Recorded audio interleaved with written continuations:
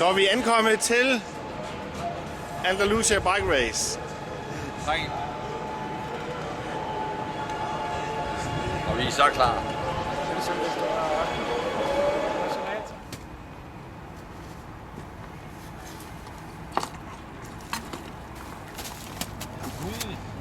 Og se hvad der kommer. Det er en sommerfugl. På den anden side af puppen her. Alien. Hvad var det Lars gav for at få den pakket ind? Det var da spændende, så I fokuserer på det.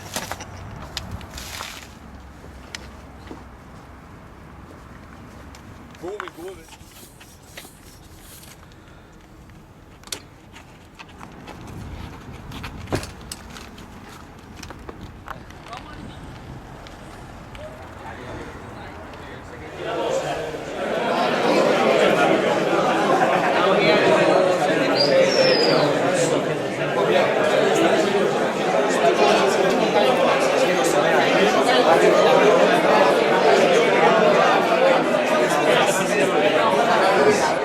Bare hold til højre. Kom. Vi ses om lidt. I studiet. Hvad var det, vi skulle... 30.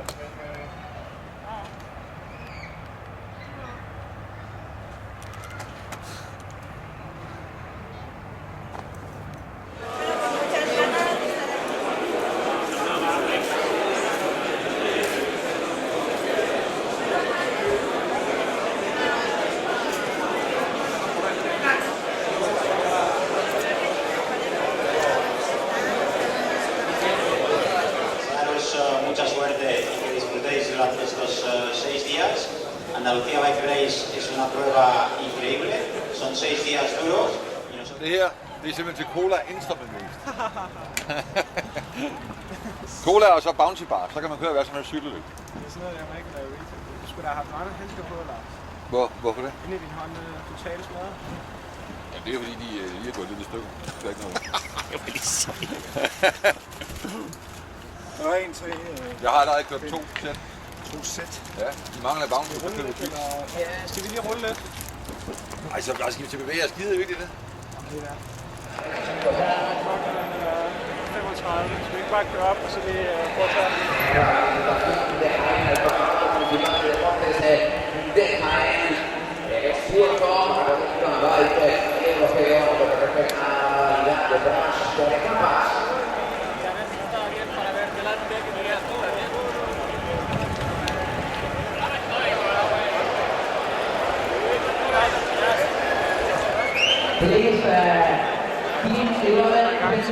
Kan vi få en kommentar her til...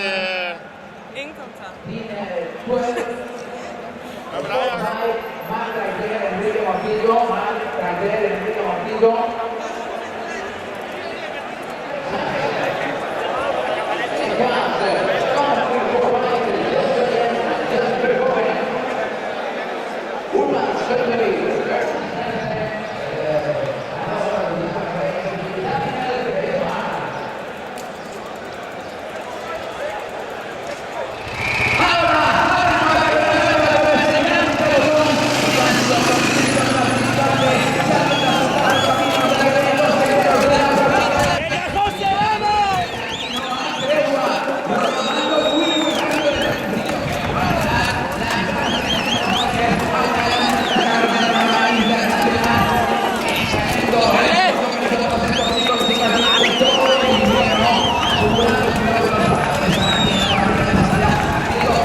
Yo paso los primeros y yo pensaba, digo, entonces uno se una técnica yo para adelante.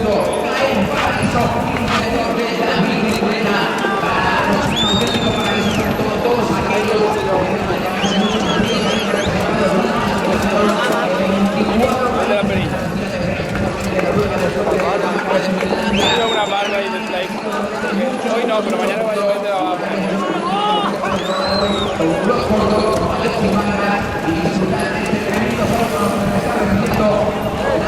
Kom så, Lars!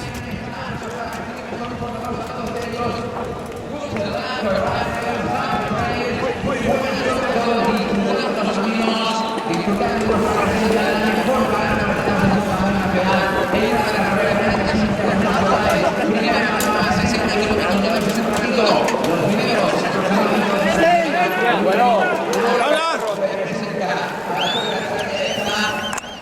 Så.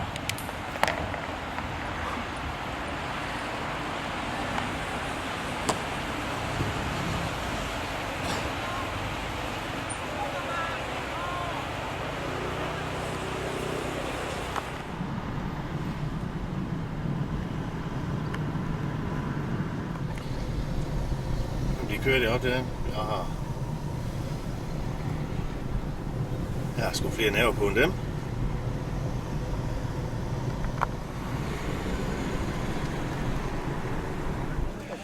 Der er nogle af de første, der er lige i røgen. En 10 stykker forbi.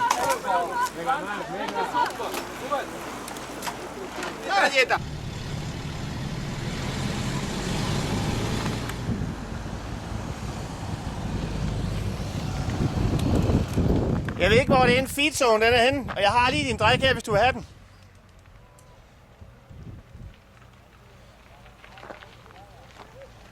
Går det fint nok?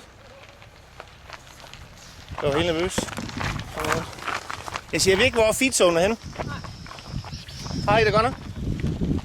Det går bedre. Det var godt, det var godt. Min puls er nede på 170.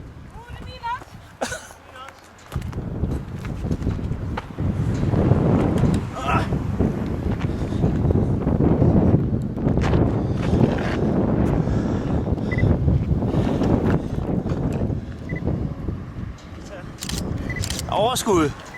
Overskud. Kommer de andre lige om lidt? Er der nogen, der vinder? Okay. Vi ses, om ikke andet så i mål.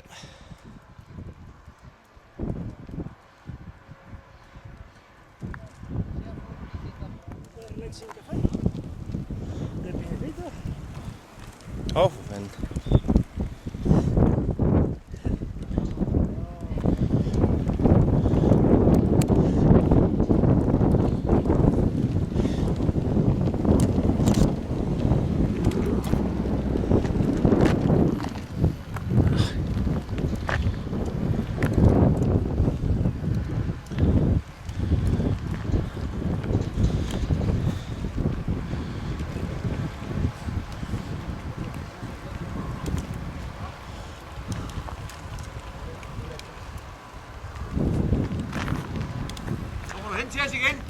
Ja, men jeg ved ikke, hvor... Jeg kommer ikke til feedzone nu. Lige 2 servietter til mig. Jeg skal have til at dække det her. For fanden.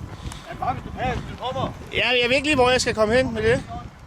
Jeg skal se, om jeg kan finde punkt 3. Og servietter.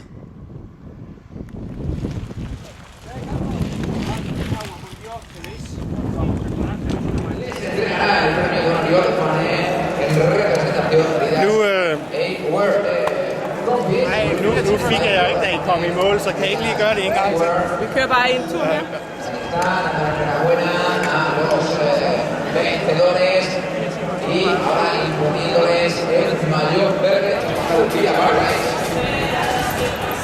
Welcome! Vi kigger lige siden her.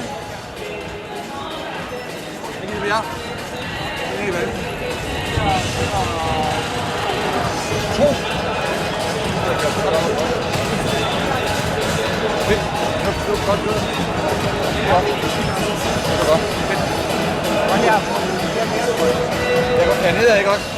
Hvad? Jeg giver min ned nu, så er du på mit tand. Jeg er 32, jeg var på 30 nu. Okay, jeg var på 30 nu. Jeg tror ikke, jeg gør det, fordi det er sådan lidt. Nu optager jeg altså. Hvad? Hvad siger du? Siger så I på. Du siger lige action.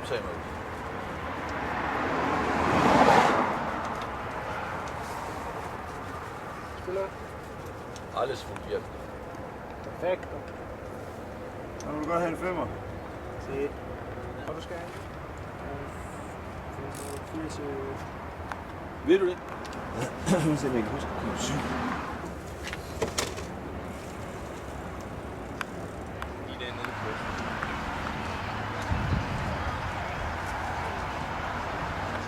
Jeg kan godt sige, at vi er klar. Der er dansk vejr. Der er lige faldet 4 cm sne på toppen. Og det er deroppe, vi skal. Formentlig. Så Wish me luck. We do. Du er på. Jamen, hvad kan man sige? Vi er klar til i dag, og vi kører fuld attack. Og i forbindelse med det er regnvejr og rigtig danskervejr, så skal vi simpelthen tabe med i dag.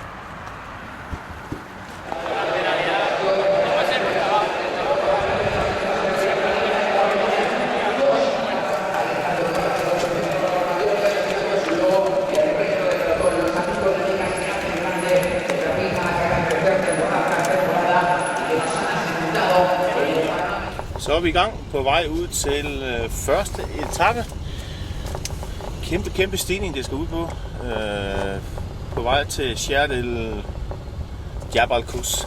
Jeg håber, jeg finder sted. Allez, merveilleux! 15e! Allez, j'irai bien! C'est bien, super!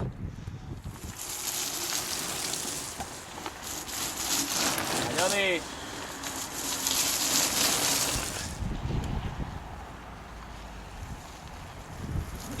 Ahí, vamos.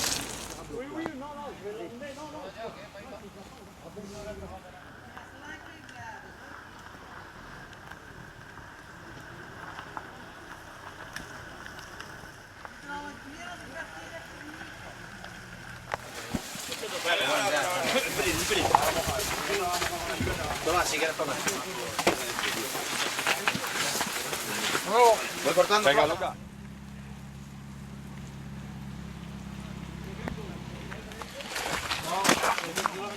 Cola uden brus.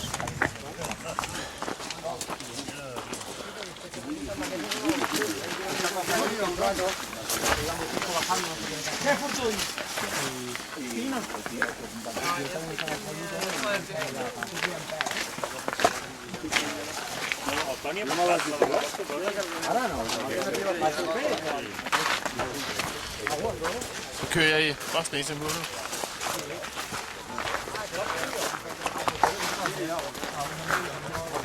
¿Qué tal? ¿Cómo va?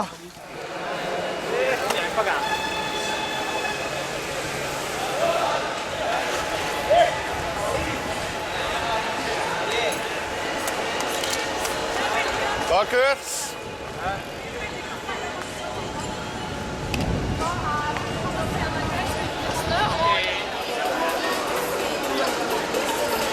Algo caliente.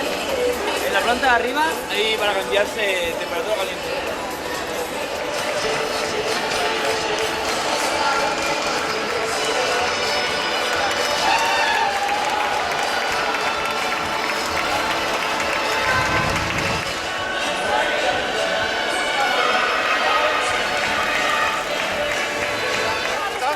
Jamen, jeg har stået her i timen. Stop. Jeg skal tage et billede af her.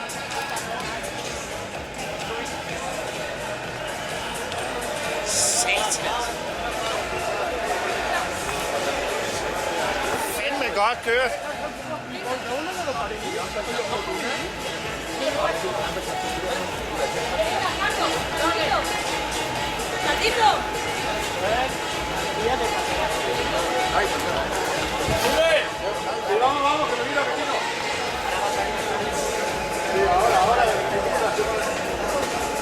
Ya, ahora llega la chavala.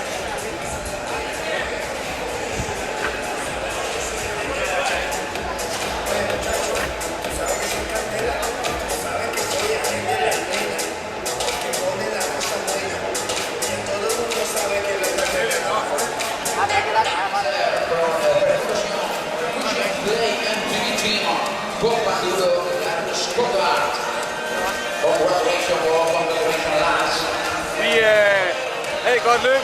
Vi kørte forkert. Det tog lige 4 kilometer ekstra, og Det gør det. Der er ikke noget at sige til.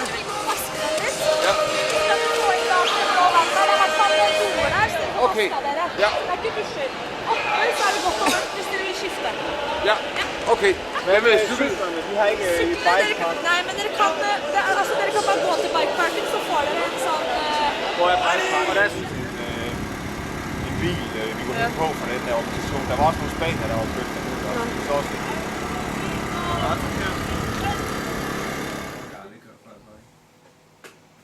Hvor meget? 57,63 km/t. var sådan noget, vi kørte. Og så var sådan en mountainbike. Altså, den kørte noget stabilt nok. Jeg husker det som mere skræmmende. Jeg skulle ikke lige have så skarp... Altså, man skal jo ikke runde op, jo. Fordi du kører 65,5, så runder du ikke op til 70. Den er mega lav, den ene. 143 i gennemsnit. Og Det var lige, hvad han har tid til at kigge på. maksimum 175. Altså på brændt 2733 kalorier. Det er lidt voldsomt. Nej, det er med. Skal vi se, så får vi simpelthen en rigtig spansk mad. Hvad er nu en dagsration der? 2.000 kilo. Så er det ikke meget med fuld af med konsover. Stigning 2060 meter.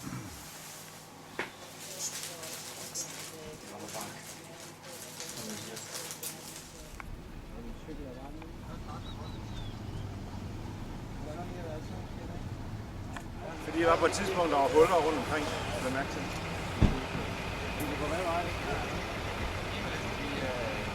Det var hammerne stabile. Vi synes, vi overhælder en masse. Breaking news.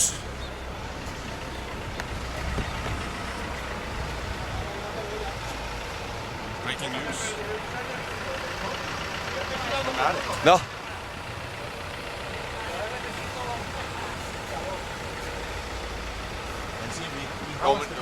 Jo, men det er der. Det er der. Men det undrer også mig. Så vi kan finde vej. Det vi gjorde, det går, det var meget kedeligt. Vi går der kigge der lige. Bueno, entonces nada, entonces el tío, vamos a jugar lo que... Det undrer vi os helt vildt over. Hvor fanden siger det ser fidtigt ud, og vi ligger og kører så meget fra dem, og vi samtidig ikke klarer os bedre tabellen. Der er altså nogen, der niveauet er enormt højt, men der er så også nogen, der er bare almindelige, og du skal altid træne en del, fordi der bliver gået til stål. Altså, det er sæt nogle stejle bakker. Og det ligger... Og det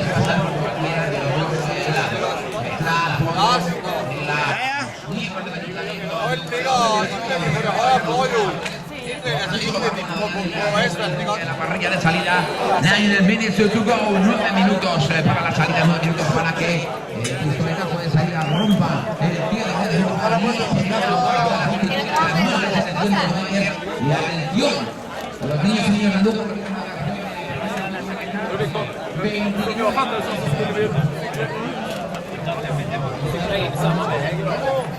Y los líderes de los diferentes equipos de la andaluza, lo vemos todos los días entre las 8 y las 10 de la noche en Teledeporte, hablando de máxima audiencia. Para dar el silbatazo de inicio. Vamos a verlo.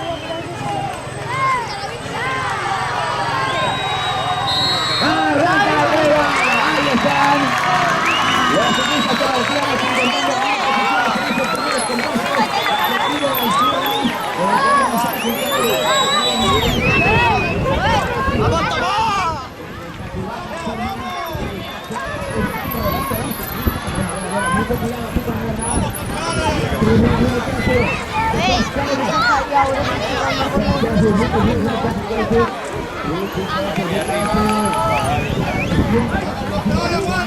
con esta emoción, cómo están saliendo los ciclistas, cómo están llegando desde el comienzo de cada etapa, no conocen tregua, y esto también ocuparon una etapa, pero dura. Ellos salían en la zona de relación de cayó una buena chupa de agua, sin embargo, ahí están.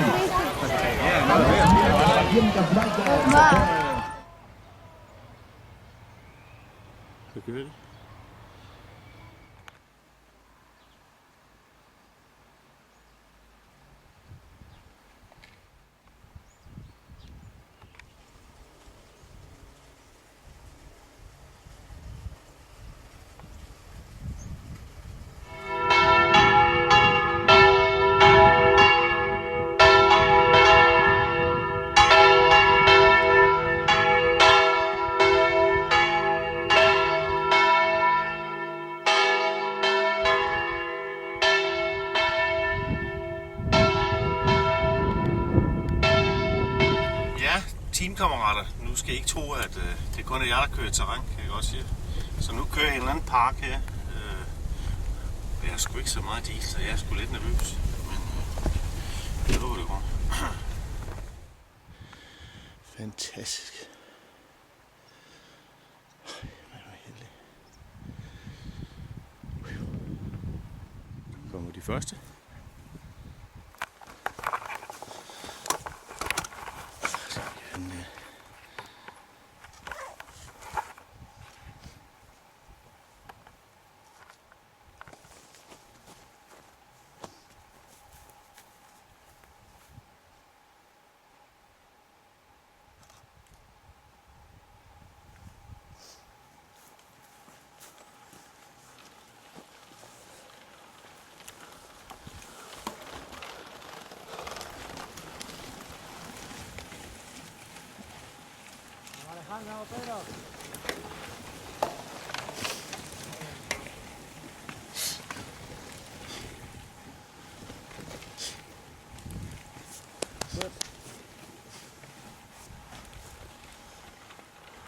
Vamos.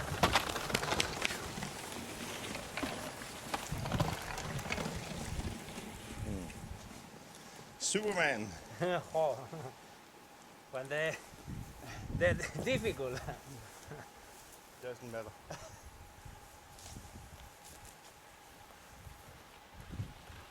Venga, venga, que ya tenéis.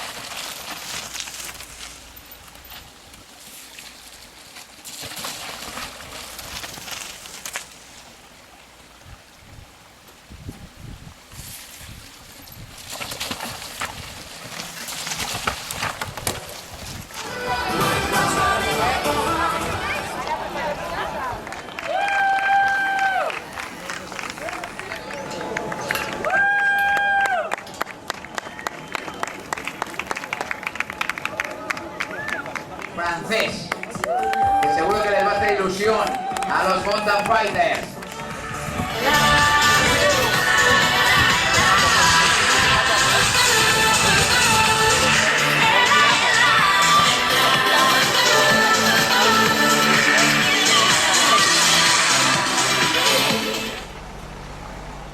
Positive thinking.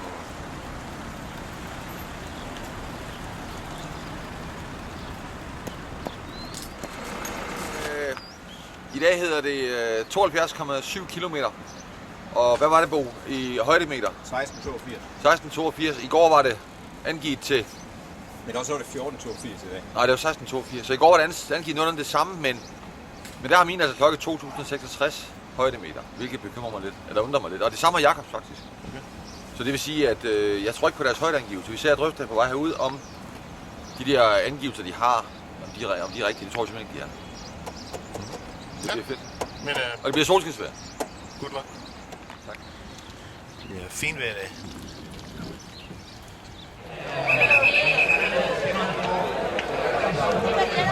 Bien, les deseamos suerte a todos, esperemos que disfrutéis a tope, esperemos que gocéis de la bicicleta de montaña, esperemos que el paso de los kilómetros que ya lleváis en las piernas no os haga ella y os permita pasarlo muy bien hoy en las...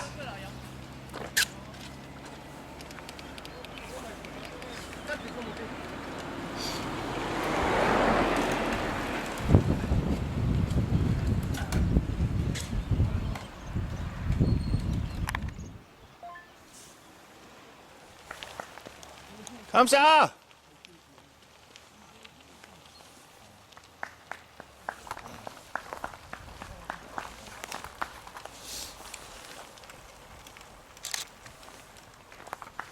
Det er godt det der. Der er lige lidt til fitzonen nu. Det er flot. Det er godt det der. Godt med.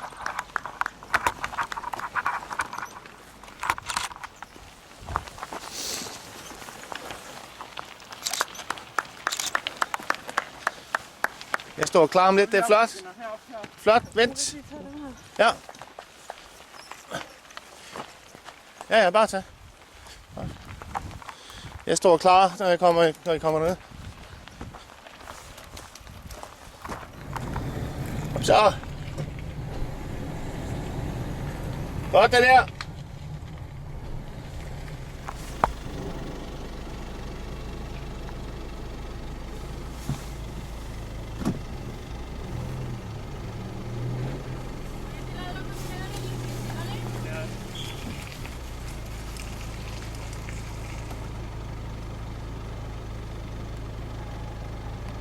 Ses.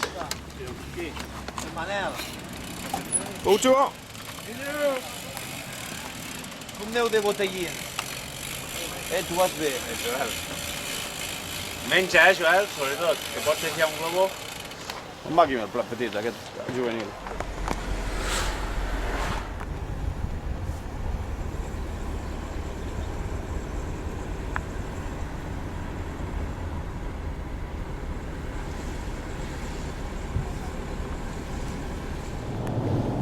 Så er vi på vej mod målet.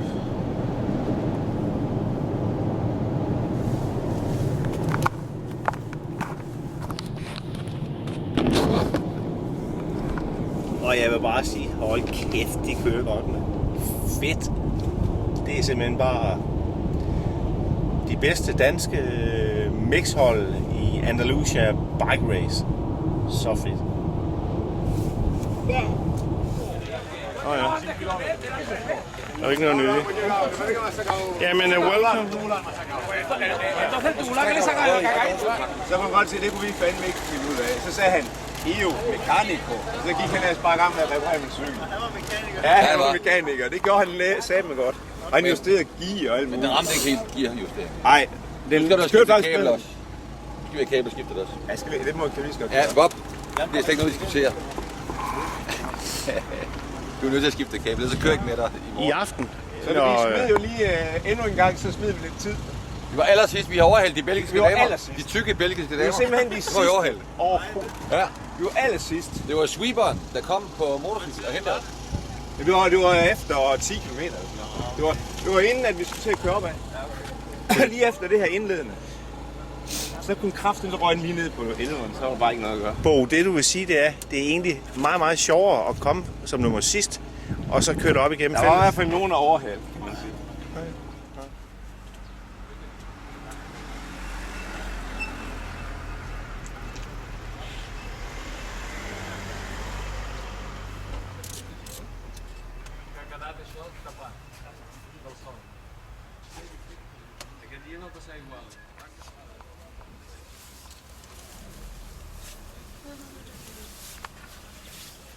Mine fucking skofar, de er... Lige en lille lyd fra pedalen i går. Ja, jeg ved ikke, om det betyder en skide, men nu skal det i hvert fald ikke være det, det kommer ind på. Jeg får den lille olie. Jeg har i hvert fald nye pedal. Har du en ny pedal? Det har jeg det nye pedal. Nå ja.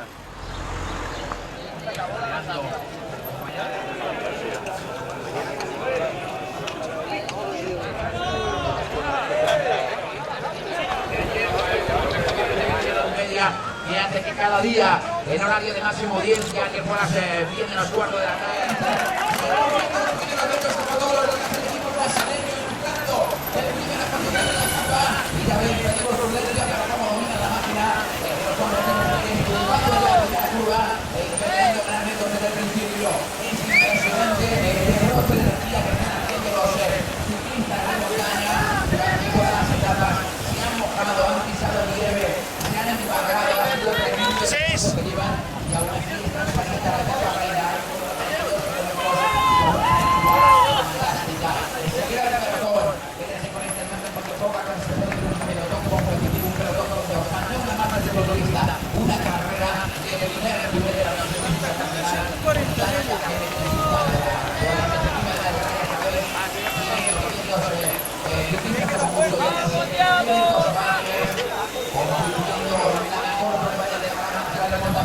Bueno, Carlos Pablo, a remontar. Ahí están los chicos del MMR, que ese servicio que escribieron ayer, dejando saber que las han tomado como lo que son, como dos grandes de...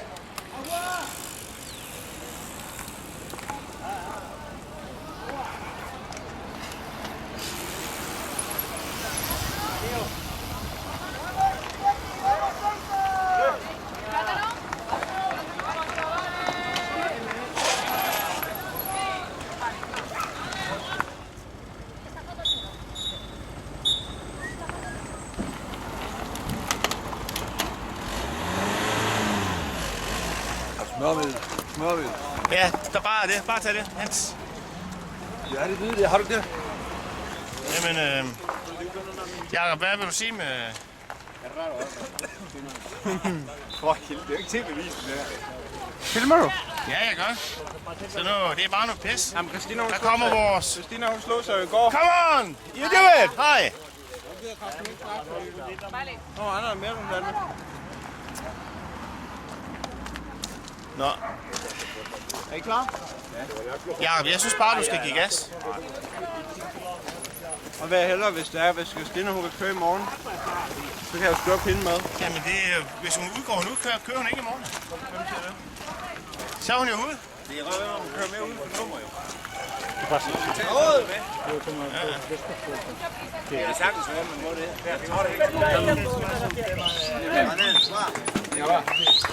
Pasar la carretera de derecha. Vamos. Åh ja. Dame acá la bici. Que yo vete detrás. Hola. Cola her. Jeg siger cola eller Ola? Cola. Ja, jeg siger cola, tak. Tusind tak. Vand Ærgerligt for dig, hva'? eller cola? Cola. Skal I have appelsiner? Hvordan går det? Altså, Christina og mig, vi hygger os. Det er godt.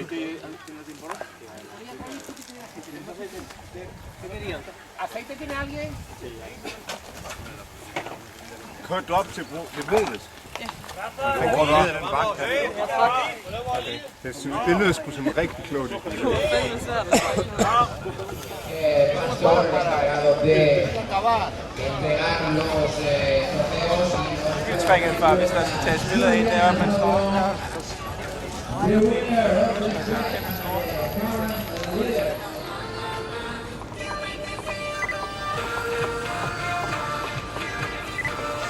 Lars Mikkel på Bravo! los ibericanos de Moncelos, David Calles, Alberto Manso.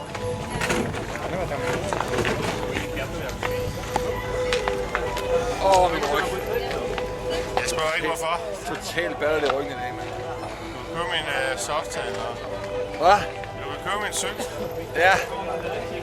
Mine er bløde nok. Det er ikke det handler om. Ryg, mand. Den er lidt chokolade, de har derovre. Det er simpelthen godt.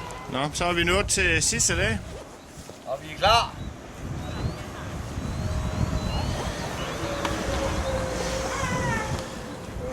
Christina forsøger igen. Jakob har fået en infektion i halsen.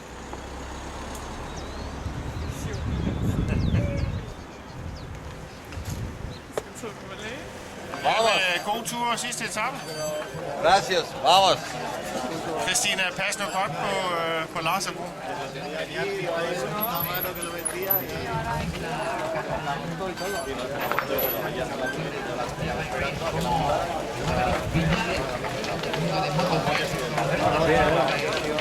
La última ocasión de subir al podio y vemos cómo han salido los corredores internacional. Veíamos a Antonito que tipo que va en la primera posición y también lo sacaron aquí al volante a los más del 30.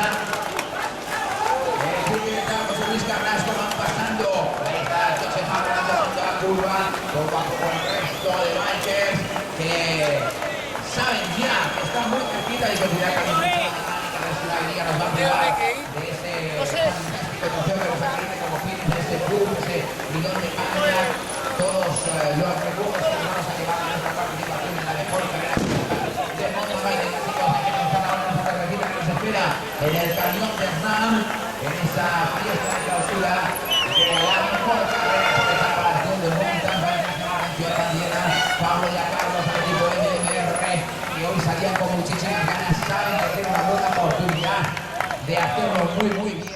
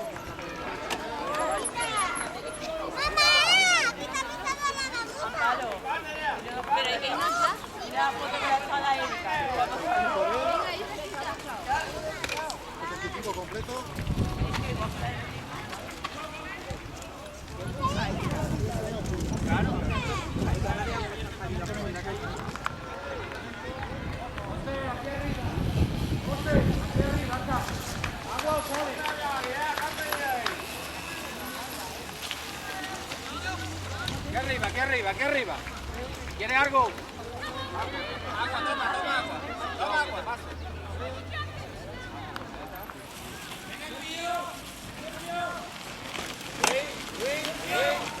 ¿Qué quiere? ¿Qué quiere? Agua. Agua. Venga ahí. ¿Tienes agua para nosotros?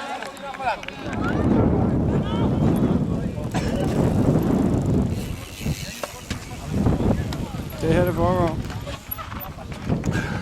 Ja, regn skal vi.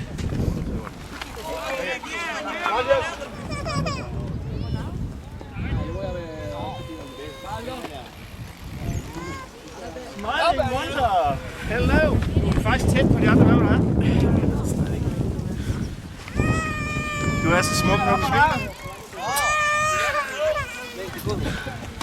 Jeg er for træt til at køre op på min arm, når han er til at blive der. Min arm gør når jeg går ned. Okay. Så det hele det er bare godt? Det er bare pisse fedt, det hele. Altså, i træerne, der går det ned. Ja, men jeg kan køre ned. Vamos, Bollo! Hvad vil du have? Cola? Må jeg smøre din kæde?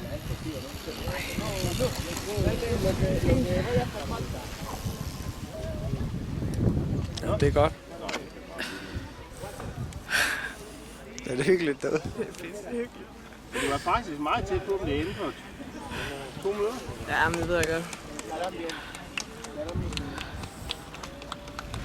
Hvor langt er det til næste feed, så? Det er ikke så langt. 2 kilometer mindst. Højst 20, mindst 2. Nej, der er ikke 20. Jeg tror ikke, der er så langt. Nej, der er ikke så langt igen. Det er godt nok. Bare god gas. Det er lige om lidt. Skal vi tage den der dunk for dig? Nej, det var bare med den, jeg har. Det er fint. Nå, men du falder i søvn, så må jeg hellere komme videre. Jeg kører bare og hygger mig. Ja, det er god træning. Det er træning i dag. God tur.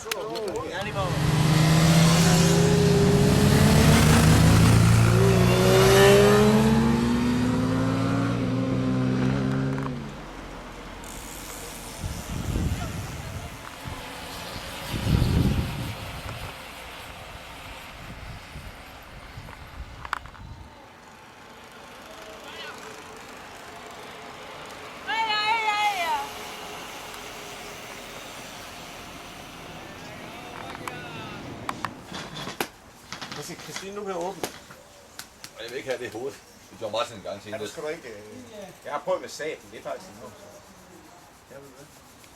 Ja, men det er helt vildt nemt. Der sker ikke andet. Okay, er det? Så skal vi se det glade ud. Er I klar? Kom så, Jakob. For satan. Du kan køre cykelløb. Så fyr svin af. Det rammer Lars. Så kører vi. Ja, bare kom. Teamchefen han mistede det over. Ja, det er fantastisk. Det er ikke så dramatisk.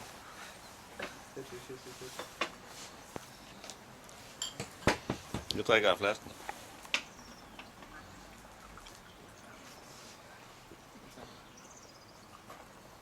Skål og tillykke med det. Tillykke med det.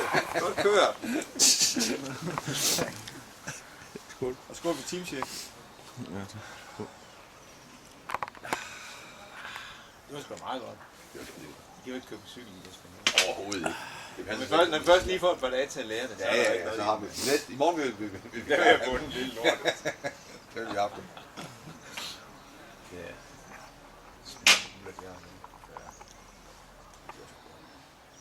Ja, det var fint. Det var også god træning. Og tjekke noget af det kebab.